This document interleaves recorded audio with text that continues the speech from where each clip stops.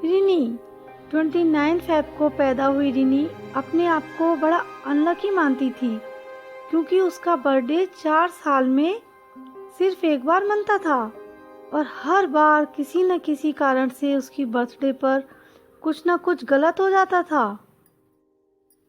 जैसे इस साल वो अपने 24th बर्थडे पर एक नए शहर में बिल्कुल अकेली थी। तभी रात 9 बजे उसके दरवाजे की घंटी बजी। दरवाजे पर आरव नाम का एक आदमी केक लेकर खड़ा था। उसने रिनी को केक देते हुए बोला, birthday cake for Eva.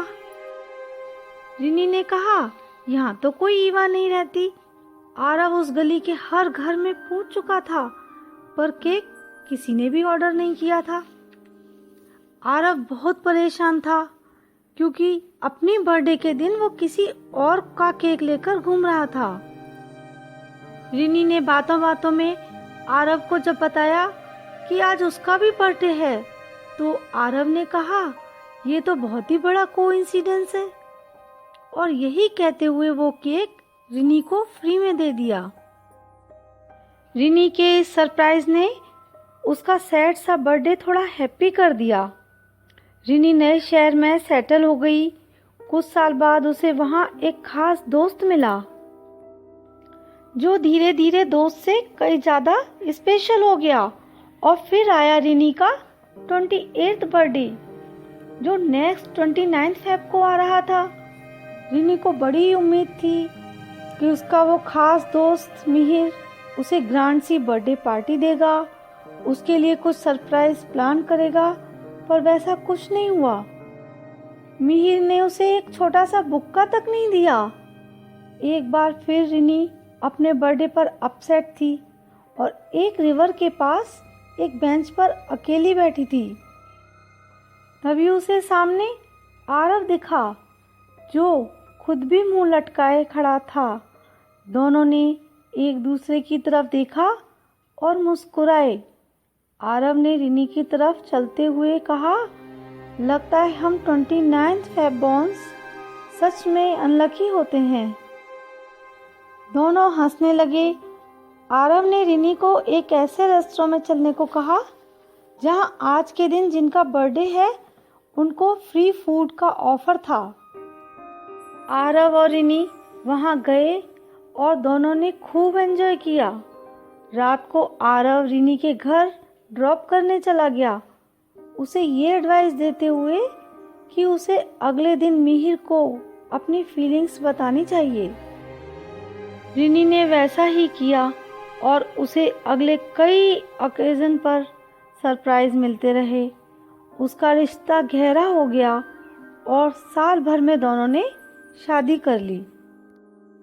Unfortunately उनकी शादी उतनी अच्छी चली नहीं और रिनी के 32nd बर्थडे पर एक बार फिर रिनी कोर्ट के बाहर अपनी पहली डाइवोर्स हियरिंग के लिए बैठी थी और अपने लास्ट 2 बर्थडे याद कर रही थी कि तभी एक बार फिर उसे आरव कोर्ट से बाहर आते हुए दिखा। आरव ने रिनी को देखते हुए कहा, वाओ, शायद हमारा बैड लक एक जैसा ही है। वैसे तो मैं एक सिग्नल तोड़ने की फाइन भरने आया हूँ। तुमने क्या किया है? आई होप कोई मर्डर वर्डर तो नहीं किया, हाँ? रिनी ने आरव को अपने डाइवोर्स की कहानी बताई।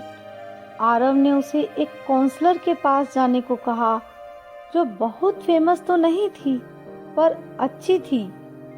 इस बार भी आरव की बात मानना रिनी के लिए अच्छा रहा और उसकी शादी टूटने से बच गई।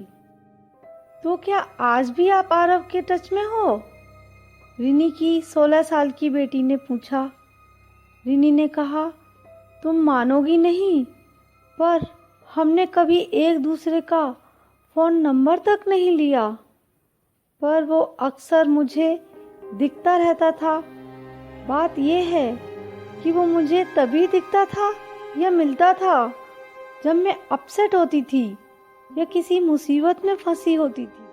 अजीब बात यह है कि वो हमेशा अकेला होता था और मुझे भी तभी मिलता था जब मैं अकेली होती थी। रिनी की बेटी ईवा ने कहा, वो दिखता कैसा था? रिनी ने कहा, फरिश्ते की तरह। एवा ने कहा, तो क्या वो? रिनी ने कहा, पता नहीं, मैंने उसे इमेजिन किया कि वो सच में था या कोई फरिश्ता मेरी मदद करने आता था, मैं नहीं जानती। पर वो तुम्हारे होने के बाद वो मुझे कभी नहीं दिखा। हॉस्पिटल में डिलीवरी के पहले उसे आखिरी बार देखा था मैंने, जब मेरी हालत थोड़ी ख़राब थी। फिर तुम्हारे आने के बाद मेरी लाइफ से बैड लक और आरव दोनों चले गए। एवा ने कहा, तो डैड को पता है आरव के बारे में? रिनी ने कहा, नहीं, इसलिए हर साल की तरह इस साल भी उनसे छिपकर एक केक खरीदेंगे। उस पर हैप्पी बर्थडे आरव लिखेंगे और उसे शहर के किसी भी कोने में छोड़ देंगे। आई एम श्योर कि वो केक आरव को मिल जाएगा।